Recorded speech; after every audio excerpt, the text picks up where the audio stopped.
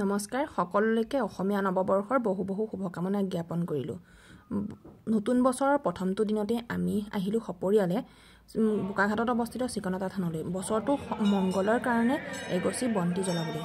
সেইটো আমাৰ পুৰণি পৰম্পৰা আৰু সেই পৰম্পৰা ৰক্ষা কৰি আমি ওলাই আহিলোঁ চিকনতা থানলৈ এগছি বন্তি জ্বলাই বছৰটো আমাৰ লগতে আপোনালোকৰো যে ভালদৰে পাৰ হয়, কিবা যদি বৰ্ষচক্ৰৰ দুখ আছে সকলো দুখ নাইকিয়া কৰি গোটেই বছৰটো হাঁহি ফূৰ্তি সুখেৰে থাকিব পাৰোঁ তাৰে কাৰণে আহিলোঁ। আৰু আজি এই থানভাগত ইমানেই মানুহৰ ভিৰ নহয়, সকলোৰে লক্ষ্য এটাই বছৰটোৰ আৰম্ভণিতে এগছি ভগৱানৰ ওচৰত বন্তি প্ৰজ্বলন কৰা বা এখনি শৰাই আগবঢ়োৱা। আমি শৰাই দিব নোৱাৰিলোঁ বিশেষ অসুবিধাৰ কাৰণে, তথাপিও কিন্তু বন্তিগছ জ্বলাই আহিলোঁ আৰু ভগৱানে যাতে আমাৰ সকলোকে সুখে শান্তিৰে ৰাখে। এই চিকনতা থানৰ দৰে সকলো মন্দিৰ নামঘৰ সকলোতে ভক্তৰ আজি 1 তাৰিখৰ দিনত বহুত সমাগম ঘটিছে আৰু এয়া আপোনালোকৰ লগত তাকে অকণমান শ্বেয়াৰ কৰিলোঁ।